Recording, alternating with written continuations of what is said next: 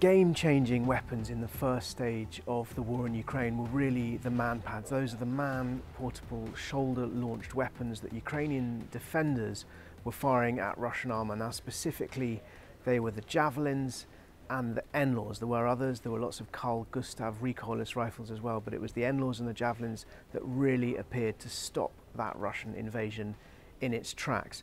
My name's Jerome Starkey, I'm the defence editor at the Sun newspaper. I'm going to talk a little bit today about some of the weapons that have been making a real difference in the defence of Ukraine.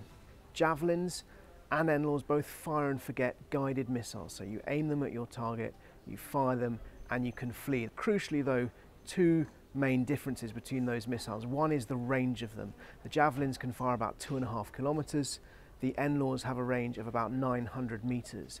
The advantage of the NLAWs is they can be fired from inside buildings. They pop out of the tube before the missile ignites. That means that the person who fires it won't get burnt by the backblast.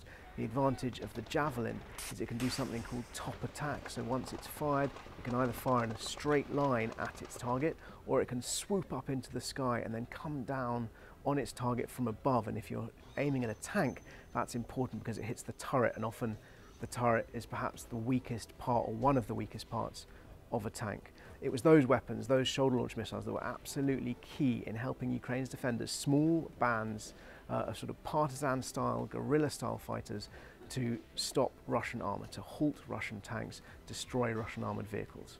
They're successful because they're relatively small, they're relatively cheap, they're easy to move around, and you don't need huge infrastructure, you don't need large vehicles. What you need is small teams of brave fighters, and Ukraine has those in abundance. And so those teams were able to sneak up close to the Russian formations, launch their attacks and get out. And so it suited that style of Ukrainian defence. Britain has provided thousands of the NLAW missiles, which stands for Next Generation Light Anti-Tank Weapon, and they're manufactured in Northern Ireland. Some thousands of those and some hundreds of the Javelins. The Javelins are US made and significantly more expensive, but Britain has provided both of them. The other man-portable weapons that have played an important role in the conflict, and particularly in that early stage, and then I think as it rolled into spring, were the Starstreak anti-aircraft missiles. Now these can be man-portable, which means they can be carried by soldiers, but they can also be mounted on armoured vehicles, Stormer armoured vehicles, and the UK has supplied some of those to Ukraine as well. Now the Starstreaks are incredibly sophisticated anti-aircraft weapons. The British artillery boasts that they can hit an object the size of a tennis ball travelling at the speed of sound. The missile, one of the fastest in existence, splits into 3 parts as it approaches its target to explode, to give it a greater likelihood of taking out the aircraft that it's aimed at.